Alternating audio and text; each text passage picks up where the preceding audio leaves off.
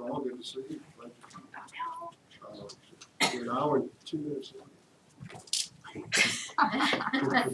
Clock's still on. You can done. Clock's on fire.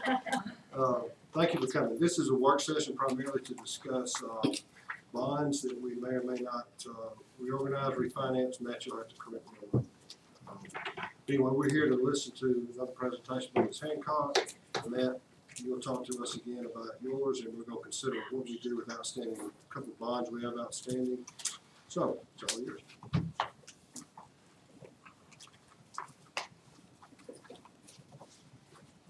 Board, as you remember, we gave you, or Matt Adams with Raymond James gave you a presentation 2 or 3 months back about looking at refunding our bonds. We've been talking about this for almost a year, that our payment increases in FY20 for some of our bonds as we've looked at. And so one of our goals was really to start looking at this to try to get in front of that payment increase and get a lower interest rate to maybe level out that payment over the remaining years that we owe on those bonds.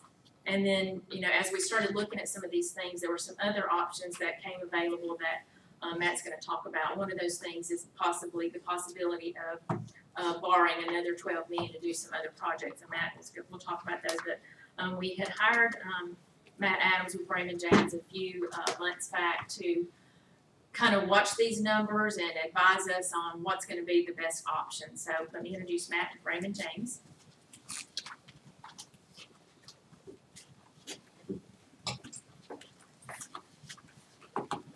Good evening.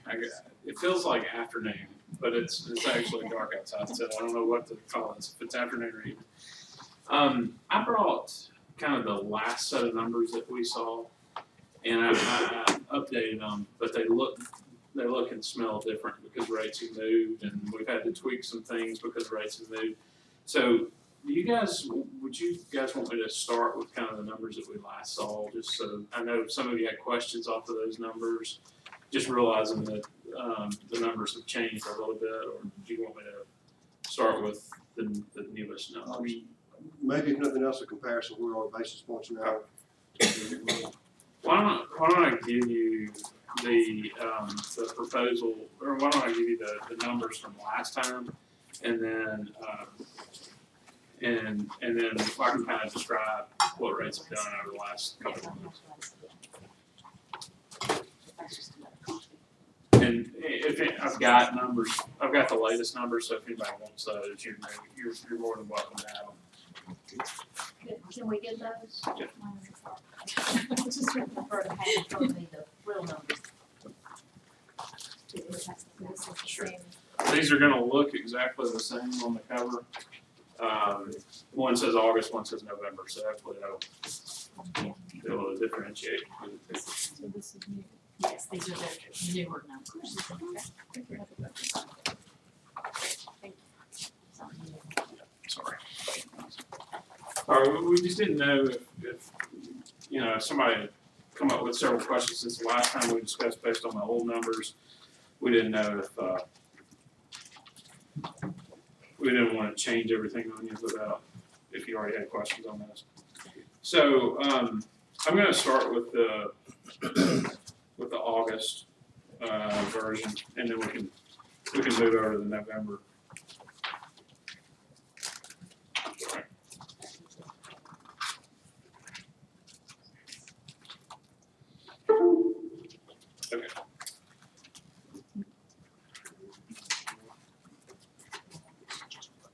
So if you would, look on page 9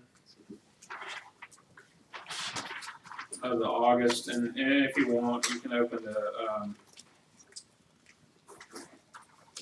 page 10 of the November, and those will kind of give you a side-by-side comparison. So here, we looked at refunding the 2010 debt, and the good news is it's a refunding for savings. There are savings in the numbers, and the bad news is the IRS won't allow us to refund those today. So there are some IRS rules that we have to abide by to refund them on a tax exempt basis. IRS says that we can't have an escrow that lasts for more than 90 days. The first date that the 2010s become callable is in November 17th, 2019. So that's the earliest date that we could call it. It's about a year from now. There are some ways to call those bonds though, and I apologize. The last time I was with you guys, we were at the kind of the tail end of the meeting, and so we were trying to kind of rush through that, so I didn't give you a full description of all those. So let me just take a few minutes and give you the full description of those different ways. So those IRS rules only apply to the tax exempt bonds. We can issue taxable bonds, and basically we don't have any tax rules from the IRS because there's nothing there to govern us because we're issuing taxable debt. There's no tax benefit for investors. So we can issue taxable bonds and do whatever we want. The problem with that approach is taxable bonds are issued at a lot higher of a rate than tax exempt bonds. And so generally that's going to be kind of the last option that we would want to consider. And you can see on the two savings scenarios that taxable bonds are by far the worst scenario out there. The other is, the other option that we have is what's called a forward. So a forward is basically locking in rates today to close at some point in the future. And when you do a forward, you pay a premium to an investor to do that arrangement because the investors essentially taking the risk of whatever rates do between now and next November. Does that make sense? So we lock in our rate today. The board is not at risk, but we pay a premium to do so because that investor is taking some risk of what rates you're going to do over the next year. Is that also known as a hedge? It's not a hedge. So a lot of boards or systems nationally may do something that's like a derivative hedge. This doesn't involve any kind of swap or anything that's kind of a little bit more risky. This is just simply we pay a premium to close today, and what is the premium in dollars or percentage? Or? Yeah, so it depends on the investor, Mr. Kelly, but it's generally about 5 basis points a month. And so Tina and I have kind of been sitting back and watching this because it's a hefty amount to pay if you consider 0.05% a month for a year. So 12 months times 0.05, you know, you'll wind up with about 0.5% to 60 basis points higher than what you otherwise. Which is how much based on the, I don't have a calculator from it, 0.05%. Well, you can get pretty close by taking the difference between just the regular tax exempt refunding that closes in 19 and the forward. So it's about $2 million. $2 million? Yes, sir. That seems expensive. Okay. But we'll continue. And so that's kind of the difference between taking that rate exposure and not taking that rate exposure. And so roughly, you know, and that's on about $100 million transaction, because that's about how much is outstanding on the 2010s. And so you can pay that premium, and that will go down the longer we wait. So it'll go down about 5 basis points a month. So if we did this sometime in early January, obviously it would be lower than what it is today. But the rate's But the rate will be up. But the rate might go up. Well, yeah, we Let's take the risk from now until June. Right. less gamble the longer you wait, but potentially the longer you wait, the interest could go up. That's correct. That's correct. So you can go ahead and lock in the rate today and pay a premium for it, or you can kind of take the risk of what the market does over the next. And we know that the rates are going to go up in December, right? We are as confident as the Federal Reserve will let us be. Is that the best way to say it? Yeah. That they've indicated that they will likely raise rates in December, And they've also indicated that they will likely raise rates 3 times next year. So 75 basis points from now into the year. I think probably 0.25% raise in December, and then the way they've been doing it in 0.25% increments. So, you know, if you consider 0.25% in December, and then 75 basis points for 3 rate increases of 0.25% each, that's about 1% higher than where we are today. And so we would pay a more expensive premium knowing that that's coming down the pike, right? No, the forward premium, the amount that we pay to investors today, kind of factors all that in. So it is about 5 basis points a month, and doesn't really. It hasn't really moved a lot from an investor standpoint, despite what the Federal Reserve is doing. All right. So that's kind of the idea of a forward. You basically lock in your rates today, but you pay a premium to do so to close after that November 17th, 2019 date. And so a lot of issuers have been using this in the last year because rates have been increasing. There are a very kind of limited number of buyers that purchase forwards. So if you think about it, for just the board's tax-exempt bonds, there are a lot of buyers that will purchase the board's tax-exempt bonds. The board has great credit score. Superintendent, this board, Tina have done a fantastic job kind of managing the reserves, and the rating reflects that, and there are a lot of buyers that purchase that. A forward is very limited. There may be 5 buyers or so out there in the marketplace that are buying those today. So it's a pretty limited amount of people that will purchase that type of transaction. So then the last thing is just we could wait. So we could wait until November of 2019, and you know, at that point in time, IRS rules allow us to refund this on a tax-exempt basis the way we've traditionally refunded bonds, and that's an option. But of course, we take the interest rate risk of whatever rates are going to do between now and 2019. You do the math, assuming it goes up 1 point between now and then, as opposed to paying the 0.05 per month.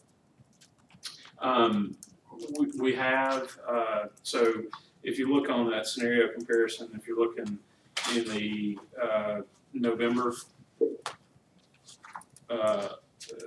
presentation, it's on page 10. If you look in the August presentation, it's on page 9. So I apologize for jumping between two, but if you look at just a tax exempt refunding on a gross basis at today's rates, we would, if we could close it at today's rates in November, we would wind up saving about $10 million. If we reduce that by 1%, give me just a second, I can tell you exactly what it would be.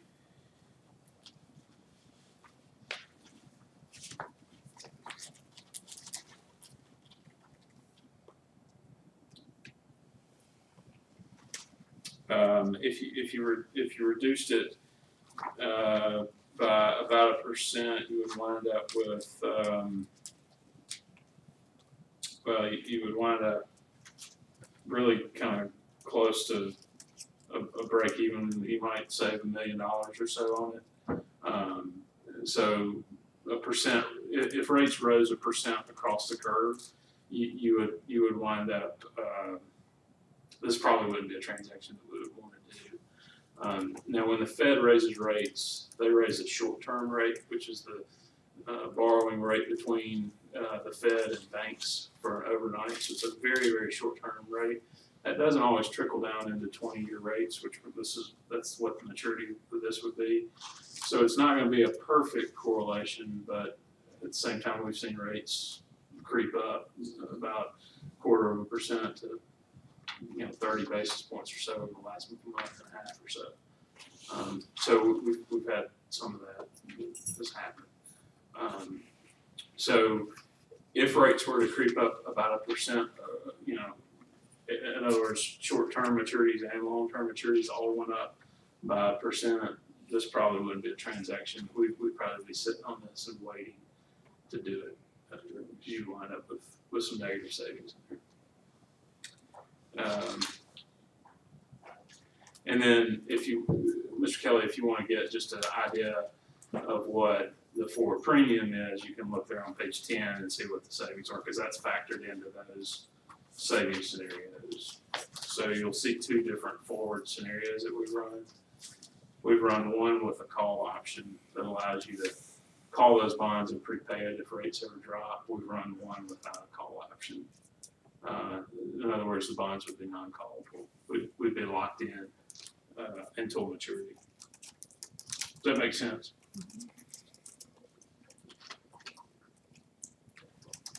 Yes, I'll have to study, so. That's fine. It takes a few minutes to get your head wrapped around all this, but if you have follow-up questions, please don't hesitate to send them to the superintendent, and we'll get answers to them for sure. So those are kind of the four options staring us in the face to refund the bonds. You know. Can I just make sure one thing? Sure. So when looking at 9 to 10, page 9 to page 10, the 2 million is the premium you're paying to the investor. Is that the negative 2 million?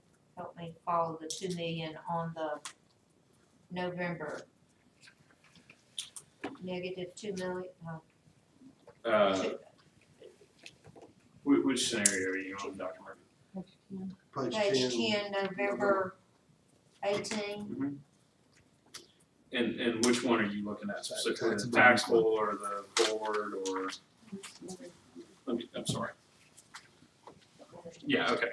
So, so the negative 2 million is just a number on the graph because the taxable refunding turned negative there. It's, you actually, if you want to get those exact numbers, on the November presentation. Oh, you're just showing below the zero. Yes, so it's just kind of how's that shows up there. So taxable refunding, okay, I'm lost. You're gonna have to help me. Okay, so we wouldn't recommend doing a taxable refunding. It would cost you money to do a taxable refunding. The only reason why we put it on there is because it is an option. So basically all we're trying to show you is this is an option, don't do it, it costs you money. So you can kind of ignore the taxable option. And it's that much difference between November and what you gave us in August. It is, and From 3 million to a negative 2 million. it is, and if you look, you may say, well, why in the world is it that much of a difference? Flip back one page to page 9. Put this page in here just so you would have it. You can see what rates have done since August to November. This is a graph that shows you 20-year tax exempt rates. Now let me say this. These numbers are very preliminary at this point. We've talked to essentially 2 of the 5 investors that would purchase forwards. We've put our best guess on a taxable scale, but we haven't really pre-marketed anything to anybody. I think there's probably a lot of room for improvement in these numbers, but so there's a chance that we could get back to the August numbers. But there's a couple of other kind of structures out there that we've been talking with a couple of different investors that I think may be beneficial for the board too and increase that savings number, Dr. Murphy. But we went ahead and kind of cautioned on the conservative side since we don't have kind of firm, we don't have firm indications from an investor that they could do this. But you feel pretty confident that we would get somewhere in between the August versus November? I do. And there's a chance, I mean, Tina and I talked about this a lot, but the last refunding that we did a private placement directly with the bank. And from the time that you guys authorized us to go out and do that, rates pretty much immediately after you guys authorized us, rates moved against us. And we sat on that for about a month or maybe 2 months, maybe a little bit longer than that. And rates moved back in our favor, and we actually wound up with higher savings than what we were originally projecting. I think this is similar. We did that transaction at the end of last year. And sometimes you get in a jam before Thanksgiving and Christmas because there's a lot of bonds that are trying to be priced. There are only so many investors trying to purchase those bonds. And if you think about supply and demand, there's a lot of supply, only a fixed amount of demand, and that sometimes forces rates up. And so if we talk about doing this, over in December or even January, I think, which is going to take us some time to prepare the documents and everything. I think we kind of work ourselves out of that, the kind of phenomenon that we always find ourselves in this time of year. And so I wouldn't get too concerned with, yes, the market's up over the last couple months, but I wouldn't get too concerned with that because I think we may very well work our way through that over the next couple months and into January. Just my thought. Usually January is a pretty, we usually see very good movement downward on rates in January just because everybody really rushes towards the end of the year to get things in, and then in January people kind of are trying to figure out, okay, well what's going on this year? What do we have to do? And so sometimes there's kind of limited issuance during those months. And so it's going to take Hayward, a couple of months to put those financing documents together and to negotiate, some of the terms that go along with them and things like that. And so I just really wouldn't get too bogged down into the change between September and November. Now, if we see it continue to rise, I'll be in touch with Tina and we'll say, hey, we really need to put our foot on the gas pedal here and get moving. But I think for now, I think there are still there's a pretty good chance with some of the investors that we haven't reached out to about this that there may be a chance that we can get significantly better pricing than what we're kind of showing here. Just supposing Dr. Murphy put this on the agenda for November for us to consider these scenarios, we give you the authority to do it maybe, and then you've got time to do that, right? You would need the authorization so you can play the market. That's right. So there's not a, we'll definitely time the market. We're not going to put this bond issue in the market at a bad time.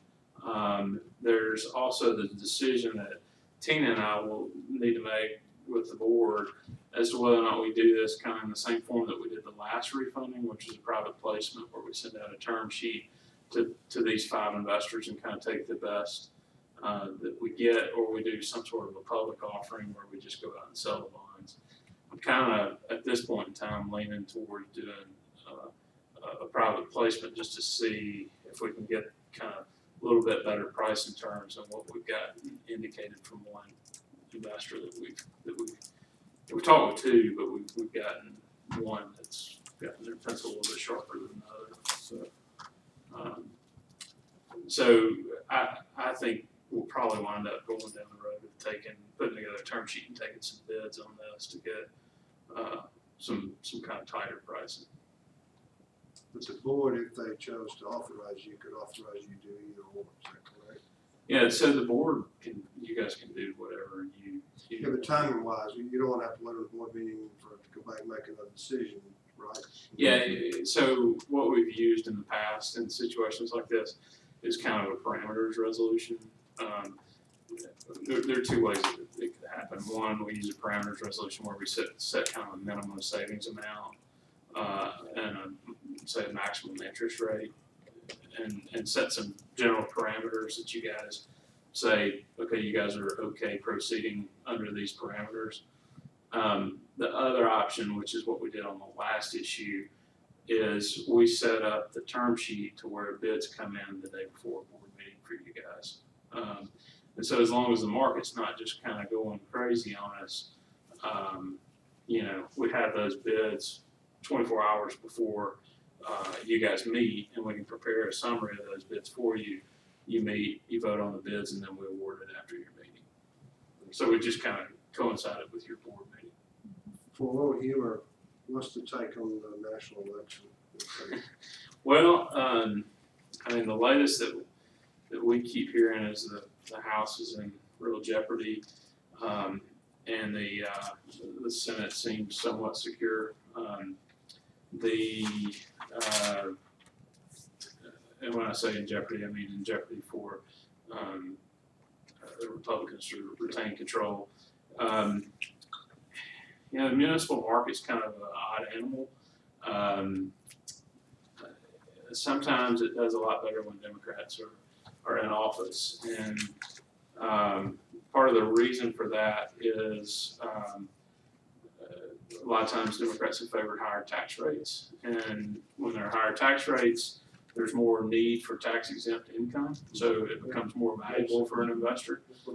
And so, you know, if you had something where the House and the Senate both, the Republicans lost control of both, you very well could see a nice rally in bond rates, so, at least in tax exempt bond rates. So those are kind of the four options on the refunding. One of the things that we looked at with Tina was just, you know, we know that the board has some capital needs, and so we said, well, is there a way to kind of structure both and for the board to hang on to its reserves? And we wound up with kind of a scenario where we reshuffled some of the board's debt. So if you would look on, let's just look at the September, I'm sorry, August, you know, months. Look at page 10 in the August presentation.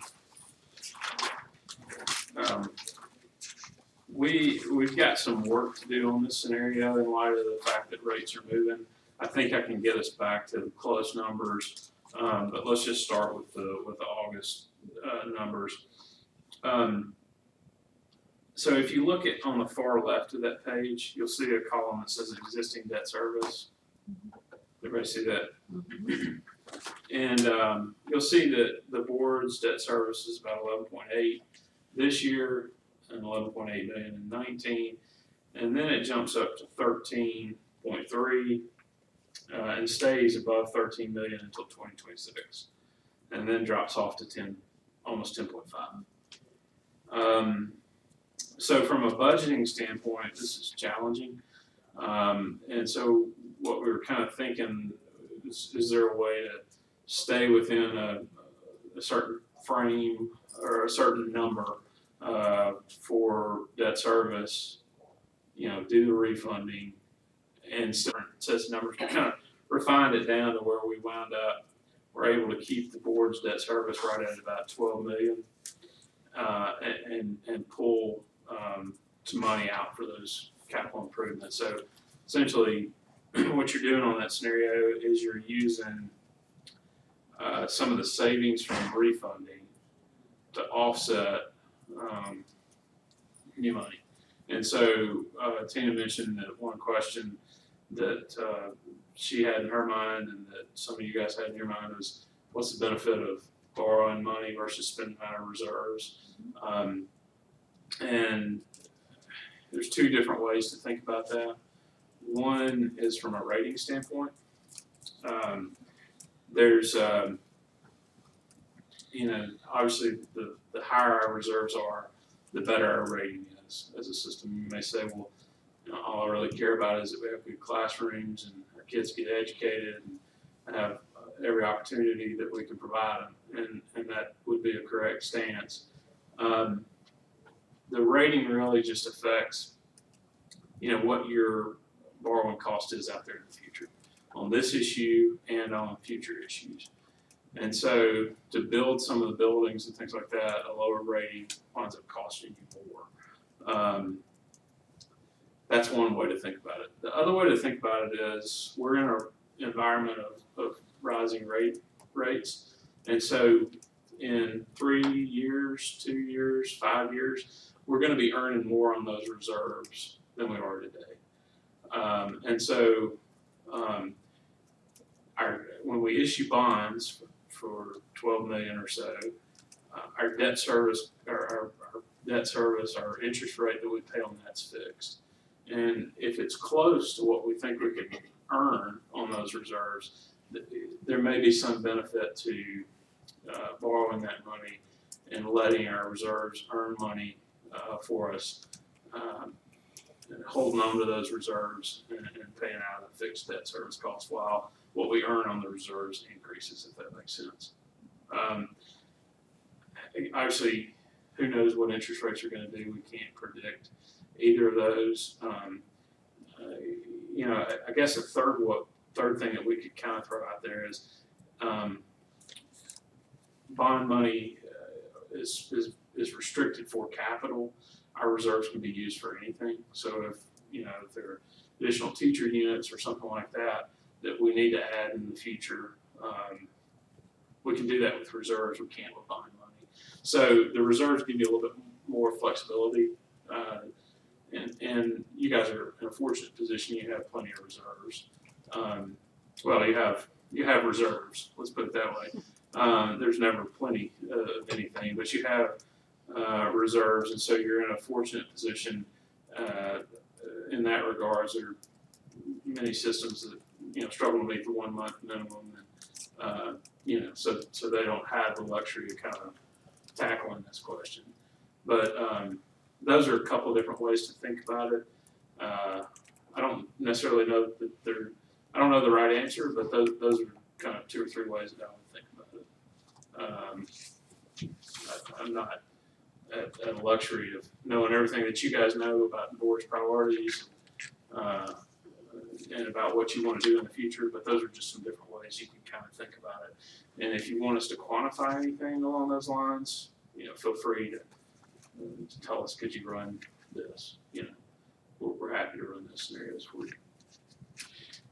So I would like for you to do that. Is there a way to do, and I understand there's no magic formula here, but I think it's important to have some general idea what the cost to us or the interest to us for the money borrowed would look like compared to if we took it from our reserve. We're now minus that earned interest. And can we determine how our interest rating might decrease if we reduce by 12 million, which is about what we would invest based on Berry Middle School and Bluff Park's renovations that'll be on the table in short order for you. So is there a way to run those to see is it to our advantage to do A or B? We can definitely do that. I'll get with Tina and we'll get what you guys are kind of earning right now on rates, and we'll make some assumptions, small assumptions about what rates will do over the next 3 to 5 years, and just make a general calculation of what you earn, and then we'll take that versus the interest on the 12 million and just see where that comes out. And a way to determine how much 12 million coming out of our reserve would impact our rating? Yeah, so we can definitely take a look at that as well. The rating agencies maintain kind of a rating scorecard, and we can kind of run that through their model and see how it looks. If we're close to a downgrade, or if we're definitely at a downgrade, or if we're pretty safe, we can kind of look at that. And when do you think we can have that? I think I can have it to you later this week. I don't know what you got going on. I think we can have it to you in the next couple of days. The cash reserves we have, and I know you've researched this, that money, most of that money came about because of Wilson Jefferson County bond issue many years ago. That was supposed to be for capital improvements or to settle debt on capital, so you're sure it's free to.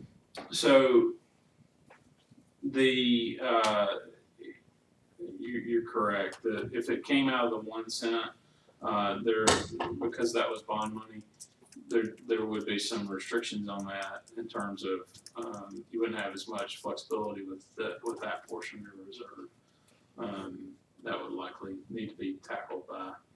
You would likely need to use that for capital. Since you've held on to it since the original 1 cent was issued, you may have more flexibility than you think there, but we can chase that down and answer that question for you for sure. But that's a really good point. Board, you, So those are kind of, I guess, in summary, those are about 5 different scenarios. I don't want to take up too much more of your time, but we do appreciate having a work session where we kind of dig in a little bit deeper because we realized we were rushed and kind of gave you a pretty brief presentation last time without a lot of explanation. But if anybody has questions, feel free to ask me. board, any questions? I mean, obviously we haven't met and discussed it, but we've all had the same information in front of me. I'm leery of borrowing the 12 million, but you gave some a good case either way. Not the 12 million, but the forward. What would you do if you were us? If I were you guys, I mean, I would be, rates are anybody's guess. Let's just put that out there on the table. I mean, I can tell you what I think is going to happen, but what we know is going to happen is whatever I tell you, I'm going to be wrong. I'm either going to be too low, I'm going to be too high, but it's not going to be exactly where I tell you. If I were sitting in y'all's shoes, I would definitely, we definitely need to consider the refunding. I would be leery of waiting a whole year, given what we think rates are going to do over the next year, because if we do increase for a percent, if we have a percent increase across the curve, then I think we've lost this particular transaction. That's not to say that it won't come back at some point in time, but I don't think it's an option in November of next year. If I understood you correctly,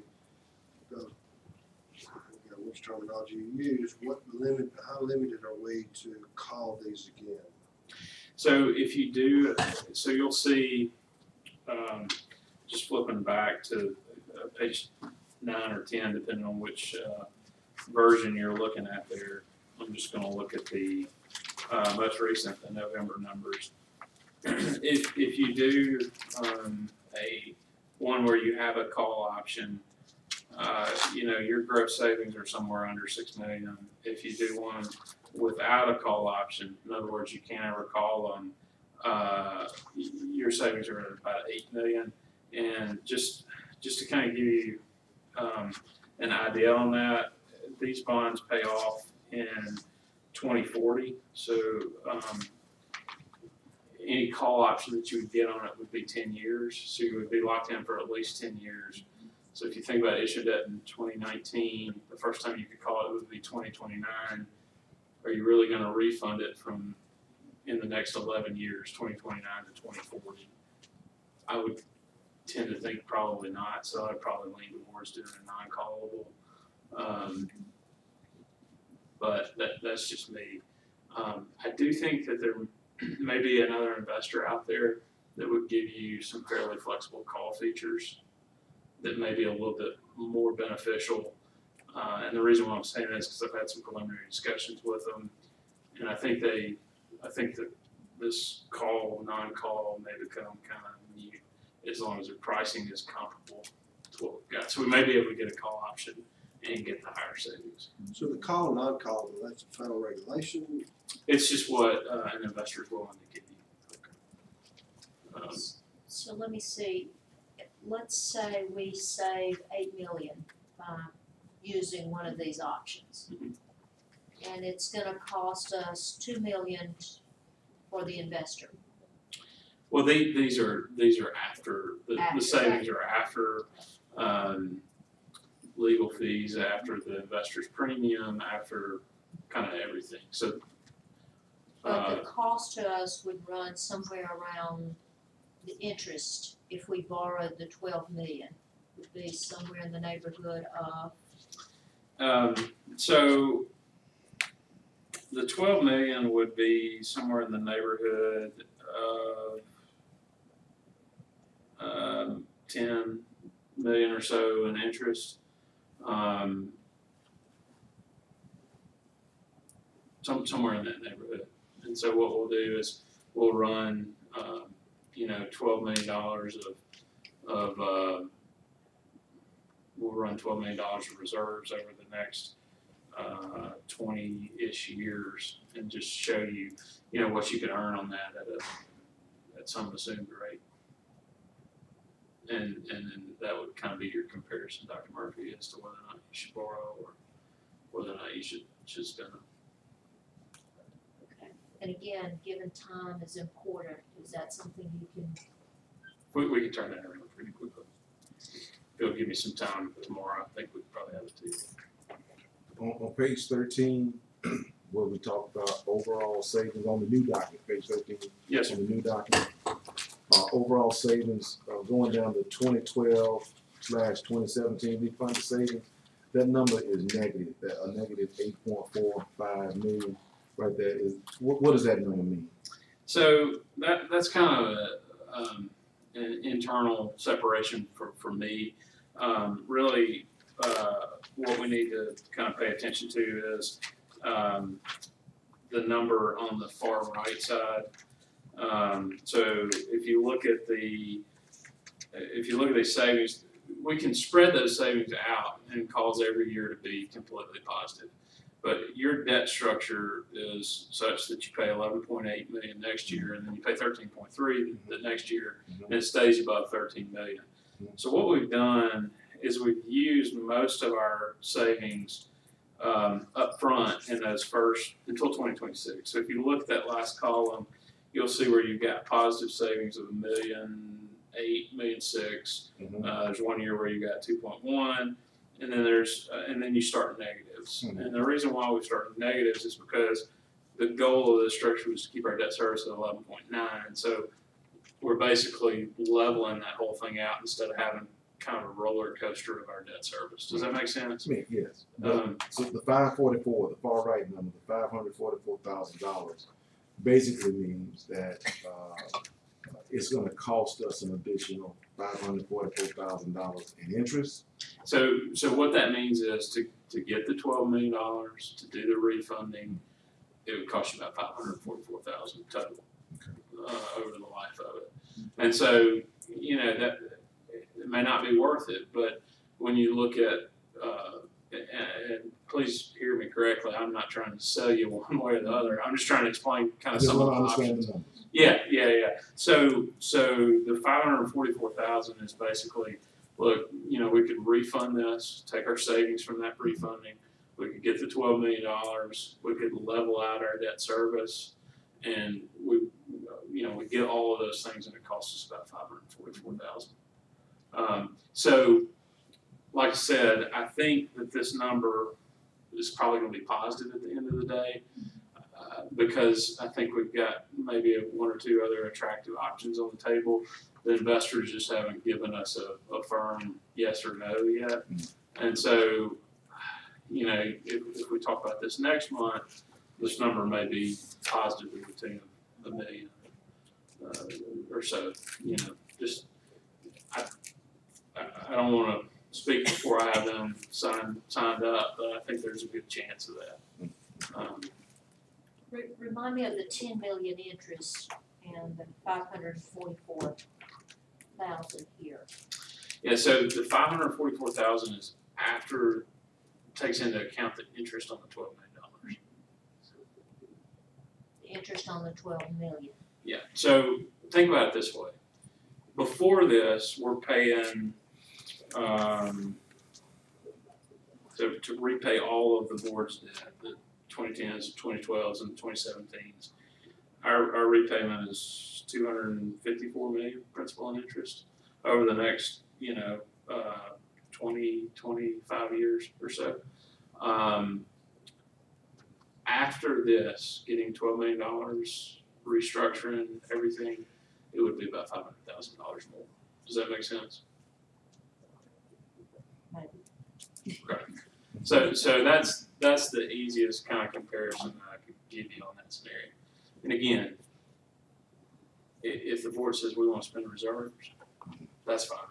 But this was just an option that came up that kind of smoothed that debt service out and made some sense to Tina and myself when we were just talking about it, but it may not make sense to everybody. And if it doesn't, the refunding is something that you need to consider. So when I go home and study this, I just want to be sure I'm looking at it the right way. In the far left column is it's $254 million total, right? That's what you're paying if you do nothing. If you do nothing. And if we do this, it's gonna be 255 million, basically. That's right. It'd be 254 two something. 54.4. Gotcha, gotcha. And the other thing I would say is if you do the refunding, it would be the 253.9 less whatever the savings are. So whatever scenario you choose, if you choose the one that saves you 10 million, it would be 243 million would be your total repayment. But that doesn't get you any money. So, you know, if you just want to do the refunding for savings, you would wind up at 253 less whatever scenario you choose for savings.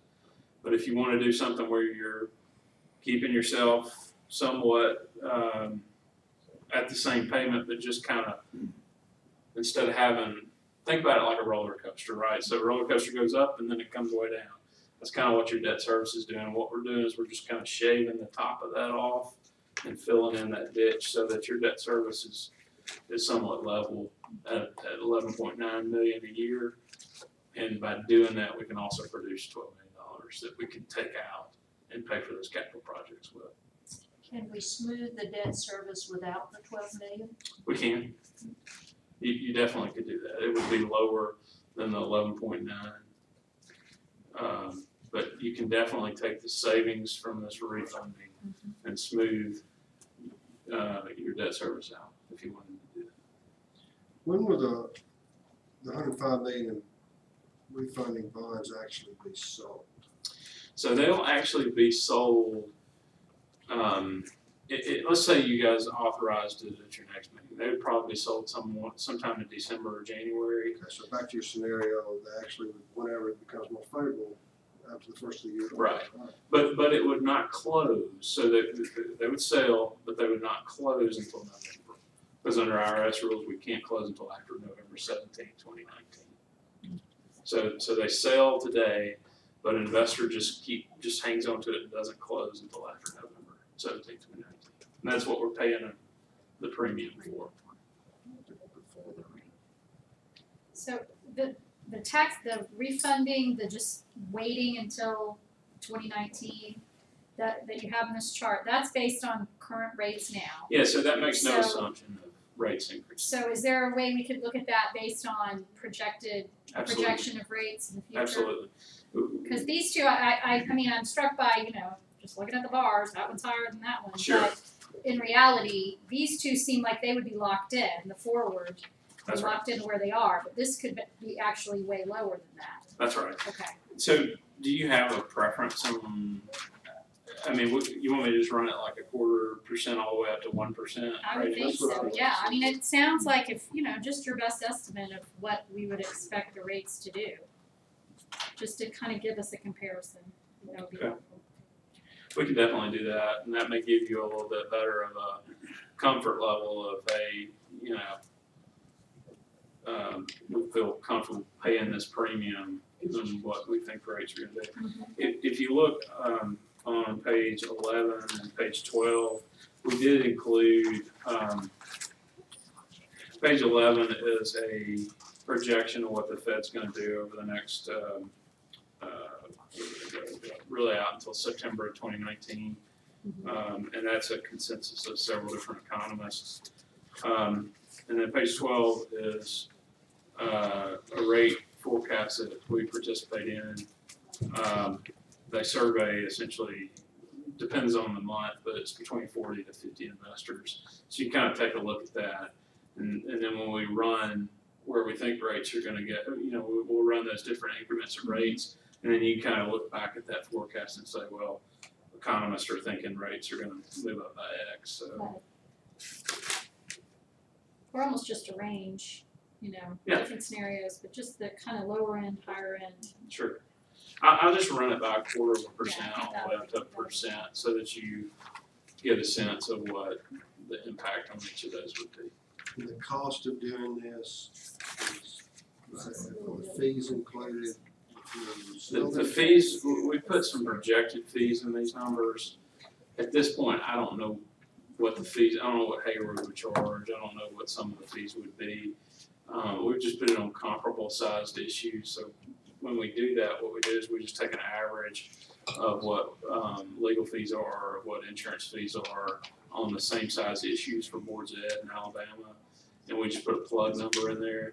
And the reason for that is we don't know exactly what scenario we're gonna take yet, and a forward's gonna have a touch higher legal fee than just a regular plain Jane refunding. And so we've included some higher legal fees in there for a forward, but instead of asking Hayward, for example, can you give me 6 different quotes on 6 different scenarios, we kind of at this point just put some plug numbers in there.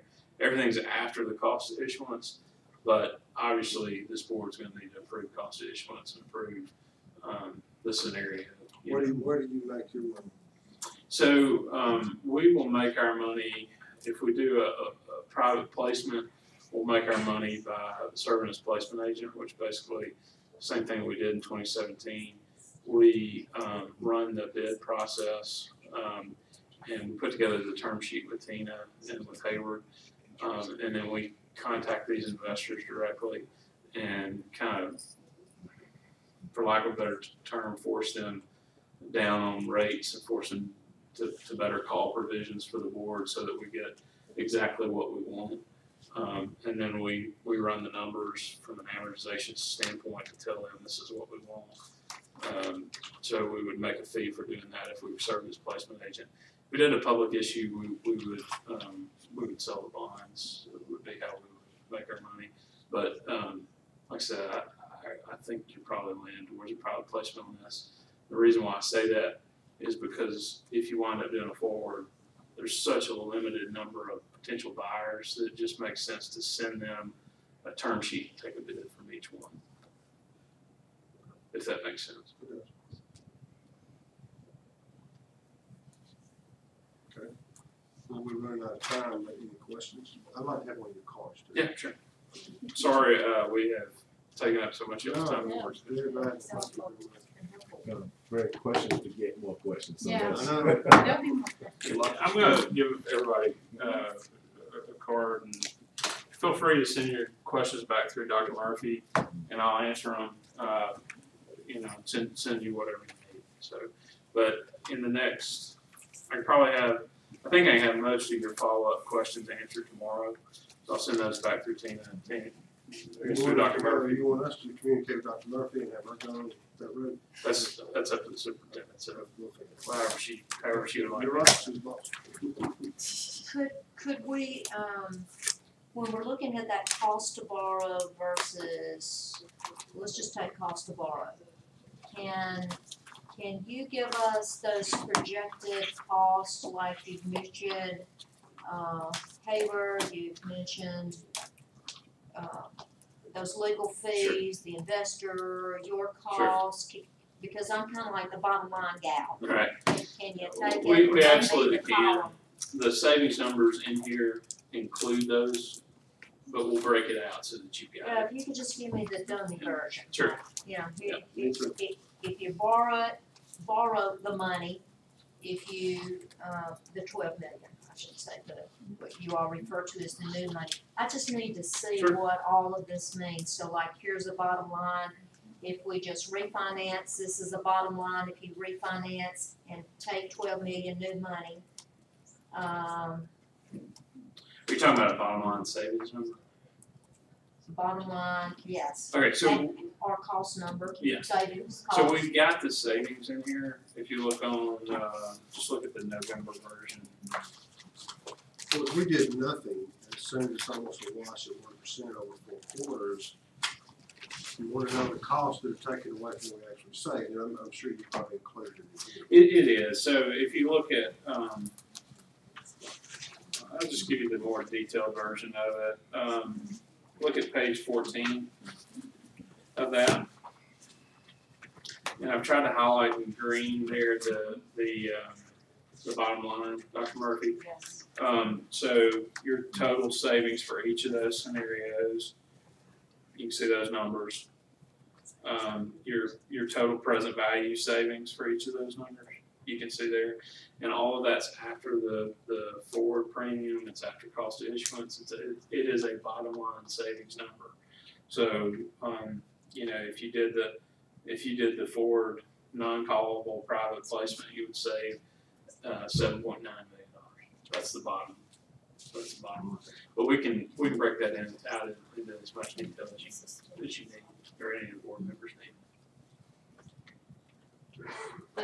Once again, I'm assuming this last option is based on current It rates. is. Okay. It is. It's based on current rates. So I bought one too, I'm like 10, that's the best, let's do that. So what Yeah. we'll do is we will run this same bottom line number for some assumed rate increases, so that you got that. Page 14. Okay, we've got a meeting coming up in public meeting. In 2 minutes, work session will terminate. Thank you for being here, and hope you're still here 2 minutes from now. Thank you very much. Thank you. Thank you.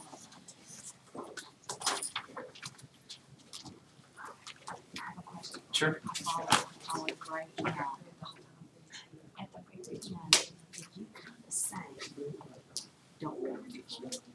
No, I said, Originally, I thought I was.